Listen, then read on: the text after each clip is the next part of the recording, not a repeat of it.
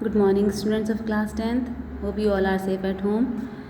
We were studying about Nelson Mandela, a long walk to freedom. So we have completed till here. Now I am going to start. In life, every man has twin obligations. Obligations to his family, to his parents, to his wife and children, and he has an obligation to his people, his community, his country. In a civil and human society, each man is able to fulfill those obligations according to his own inclinations and abilities. Inclinations means natural tender of behavior. तो अब ये आगे बता रहे हैं कि by birth हर man की टू ऑब्लिगेशंस होती हैं. Two obligations means two duties होती हैं. एक ड्यूटी जो होती है उनकी फैमिली के लिए, उनके पेरेंट्स, वाइफ, उनके चिल्ड्रन के लिए होती है, और उनके जो लोग होते हैं उनके लिए होती है. और दूसरी ड्यूटी जो होती है वो उनके कंट्री के लिए होती है, उनकी कम्युनिटी के लिए होती है. तो जैसे कि ये दोनों ड्यूटीज़ होती हैं. एक उनके अपने फैमिली के लिए, अपने रिलेटिव्स के लिए होती है, और दूसरी ड्यूटी जो होती है वो कंट्री के लिए होती है, वो उनकी कम्युनिटी के लिए होती है. तो फिर ये आगे बता रहे हैं कि ये इस तरह की एबिलिटीज़ जो थी हर आदमी के अंदर होती हैं कि वो इन सबको फुलफ़िल करे, इन दोनों ड्यूटीज़ को. But in a country like South Africa, it was almost impossible for a man of my birth and color to fulfill both of those obligations. तो अब ये कह रहे हैं कि साउथ अफ्रीका जैसे कंट्री में, कि जैसा कंट्री साउथ अफ्रीका है वहाँ पर इस तरह का नहीं था रूल, कोई वहाँ पर ऐसा कुछ नहीं हो सकता था, क्योंकि जो साउथ अफ्रीकन्स थे उसमें जिस तरह ये हैं ब्लैक कलर के थे ये नेल्सन मंडेला, तो इनके लिए ये दोनों ड्यूटीज़ फुलफ़िल करनी इम्पॉसिबल थी. वो क्यों थी आगे बता रहे हैं. In South Africa a man of colour who attempted to live as a human being was punished and isolated. In South Africa, a man who tried to fulfill his duty to his people and inevitably ripped from his family and his home and was forced to live a life apart, a twilight existence of secrecy and rebellion. तो अब ये inevitable का है, meaning अनअवॉइडेबली. अगर ये कह रहे हैं कि जैसे कि ये ब्लैक थे, तो अगर कोई आदमी इस तरह का होता था जो इन दोनों ड्यूटीज़ को फुलफ़िल करने की कोशिश करता था, तो उस आदमी को जो है पनिश किया जाता था और उसको आइसोलेट कर दिया जाता था. आपको पता होगा कि आइसोलेट का क्या मीनिंग है. आजकल जो है कोरोना चल रहा है, तो इसमें जिसको कोरोना हो जाता है उसको आइसोलेट कर दिया जाता है, उसे अलग किसी अलग जगह, एक अलग रूम में रखा जाता है और उसके से मिलने जुलने के लिए मना कर दिया जाता है. तो उस वहाँ पर साउथ अफ्रीका में जो इस तरह की जो मैन थे, अगर वो दोनों ड्यूटीज़ को फुलफ़िल करना चाहते थे तो उनको पनिश किया जाता था और उनको आइसोलेट कर दिया जाता था, और उनको ऐसा बोला जाता था कि उन्हें अपने मीन्स उनको पनिश किया जाता था कि अपनी फैमिली से भी ना मिल पाएँ, और वो उनको एक तरफ डाल दिया जाता था, किसी से भी उनको मिलने नहीं दिया जाता था. I did not in the beginning choose the place of my people above my family, but in attempting to serve my people, I found that I was prevented from fulfilling my obligation as a son, a brother, a father and a husband. तो अब इन्होंने starting में, beginning में अपने family को choose किया और उसको उन्होंने उनके लिए पूरी अपनी ड्यूटीज़ पूरी की. और जब वो अपनी फैमिली के लिए ड्यूटी पूरी कर चुके थे, उसके बाद जब उन्होंने अपने कंट्री के लिए, अपनी कम्युनिटी के लिए ये ड्यूटी करनी चाहिए, तो उन्हें ऐसा नहीं करने दिया. उन्हें इस चीज़ से हटाया गया कि उन्हें ये जो दूसरी ड्यूटी है वो जो उनके कंट्री के लिए है, तो उसको फुलफ़िल करने के लिए उन्हें मना कर दिया गया. I was not born with a hunger to be free. I was born free in every way that I could know. free to run in the fields near my mother's hut, free to swim in clear stream that ran through in my village, free to roast meals under the stars and ride the broad backs of slow-moving bulls. As long as I obeyed my father and abided by the customs of my tribe, I was not troubled by the laws of man or God. तो अब ये आगे बोल रहे हैं कि ये जो थे, जब इनका बर्थ हुआ था तो ये भूखे पैदा नहीं हुए थे, ये इनको कि इन्हें भूख थी फ्रीडम की। तब इनको इस तरह का कुछ पता ही नहीं था कि इनके ऊपर इस तरह का ऑपरेशन है और ये जो है फ्री नहीं है ये कुछ भी करने के लिए।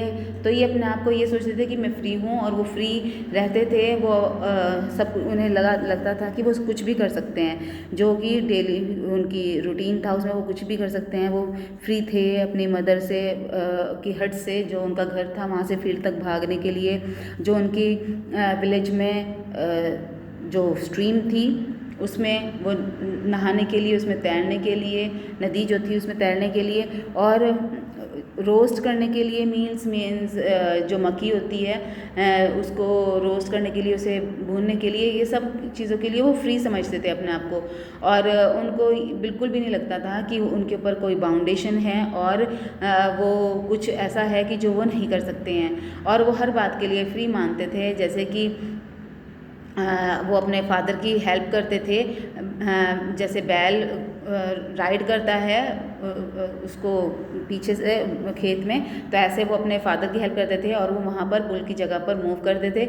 लेकिन सब चीज़ों में उनको कोई भी प्रॉब्लम नहीं आई, सब वो अच्छे से अपने फादर के ओबे करते थे, अपनी मदर की सब बात मानते थे और सब वो जो ड्यूटीज़ थी वो परफॉर्म करते थे।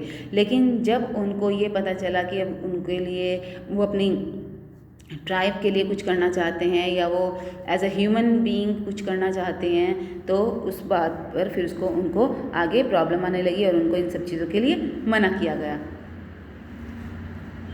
It was only when I began to learn that my boyhood freedom was an illusion, when I discovered as a young man that my freedom had already been taken from me, that I began to hunger for it. At first, as a student, I wanted freedom only for myself, the transitory freedoms of being able to stay out at night, read what I pleased, and go where I choose. Later, as a young man in Johannesburg, I yearned for the basic and honorable freedoms of achieving my my potential, of earning my keep, of marrying and having a family, the freedom to not to be obstructed in a lawful life. फिर जो है पहले जब वो छोटे थे तब उनको बिल्कुल भी नहीं लगता था कि वो फ्री नहीं हैं और उनके ऊपर जो है उनके ऊपर ऑपरेशन है, उनके ऊपर बाउंडेशन है और वो कुछ काम नहीं कर सकते हैं। जब वो थोड़े बड़े हुए और फिर वो समझ गए कि जो उनकी फ्रीडम है वो एक इल्यूजन है, मीन्स एक झूठ है। और फिर उन्होंने डिस्कवर किया, जब वो छोटे थे तो वो फ्री थे पढ़ने के लिए बुक्स को, और वो कुछ भी पढ़ लेते थे, रात में बाहर निकल जाते थे और कुछ भी जो उनको अच्छा लगता था वो ले लेते थे। लेकिन जब वो बड़े हुए, जोहानिसबर्ग में उन्होंने गए, दूसरे बड़े स्कूल में वो गए, तो उसके बाद उन्होंने देखा कि कुछ बेसिक और ऑनरेबल फ्रीडम्स जो हैं वो उनसे ले ली जा रही हैं और वो इन सब को नहीं कर सकते हैं। और फिर जब तक वो बड़े थे तो उन्हें पता था कि वो एक फैमिली के लिए कुछ भी कर सकते हैं, लेकिन वो सभी काम अपने कम्युनिटी के लिए नहीं कर सकते, और अगर वो ऐसा करेंगे तो उनको पकड़ लिया जाएगा, उनको अरेस्ट कर लिया जाएगा। But then I slowly saw that not only was I not free, but my brothers and sisters were not free. I saw that it was not just my freedom that was curtailed, but the freedom of everyone who looked like I did. That is when I joined the African National Congress, and that is when the hunger for my own freedom became the greater hunger for the freedom of my people. It was this desire for freedom of my people to live their lives with dignity and self-respect that animated my life, that transformed a frightened young man into a bold one, that drove a law-abiding attorney to become a criminal, that turned a family-loving husband into a man without home, that forced a life-loving man to live like a monk. तो अब जब ये आगे बड़े होते गए और इन्होंने देखा कि इनके ऊपर कुछ रेस्ट्रिक्शंस हैं और ये कुछ ऐसे काम हैं जो ये नहीं कर सकते हैं, कुछ ऐसी ड्यूटीज़ हैं जो ये नहीं परफॉर्म कर सकते हैं। फिर धीरे धीरे इन्हें पता चला कि सिर्फ इन्हीं की फ्रीडम जो है वो कर्टेल नहीं हुई है, वो बांधी नहीं गई है, रोका नहीं गया, बल्कि और जो हैं उनके सिस्टर्स हैं, उनके ब्रदर्स हैं, मींस उनके सिस्टर्स ब्रदर्स का मतलब ये नहीं है कि जो उनके रियल ब्रदर सिस्टर हैं, बल्कि जो लोग उनके जैसे दिखते हैं उनके साथ भी ऐसा ही हो रहा था। उनको भी कुछ काम ऐसे थे जिनके लिए उनको फ्रीडम नहीं थी और उनको मना किया जाता था कुछ काम को करने के लिए। तो फिर उन्होंने अफ्रीकन नेशनल कांग्रेस को ज्वाइन किया और अब उनको एक भूख थी उनके अंदर जो कि फ्रीडम की थी। और वो जो है जब उन्होंने देखा कि और जो उनके जैसे लोग हैं, जो उनके भाई बहन हैं, वो भी इसी तरह कुछ लॉज के अंदर बंधे हुए हैं और वो कुछ काम नहीं कर सकते हैं, तो उनकी फ्रीडम जो थी, फ्रीडम के लिए जो हंगर थी वो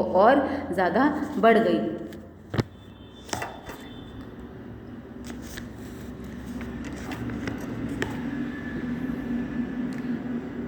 और इस तरह ही ऐसे ही जैसे कि उनकी ये डिज़ायर थी फ्रीडम के लिए, जब पहले तो वो सेल्फ रेस्पेक्टेड मैन थे और वो जो थे अब उनकी लाइफ जो थी वो अब चेंज हो गई थी। एनिमेटेड मीन्स चेंज, उनकी लाइफ जो थी अब चेंज हो गई थी।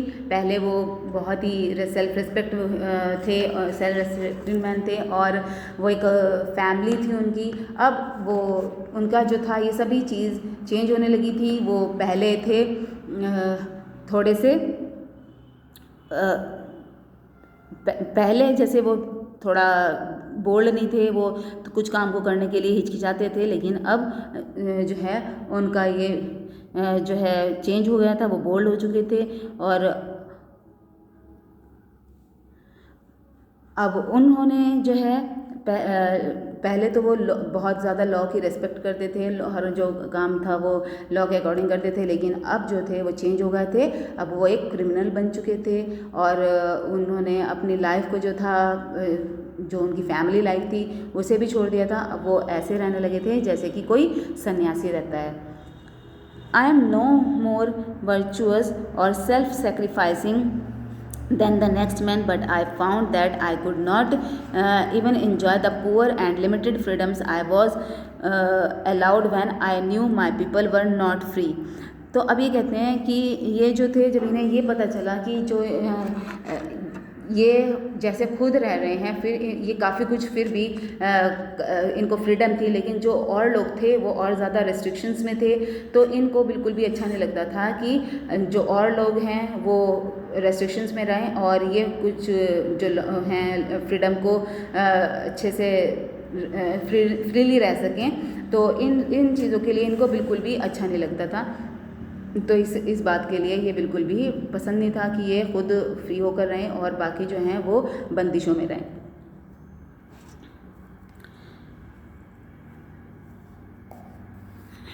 Freedom is indivisible. The chains or any one of any my people were the chains on all of them. The chains on all my people were the chains on me.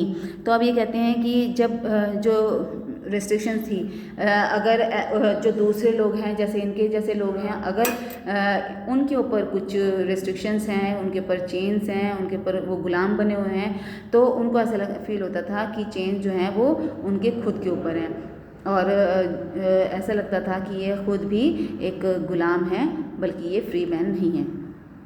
I knew that the oppressor must be liberated just as surely as the oppressed. A man who takes away another man's freedom is a prisoner of hatred.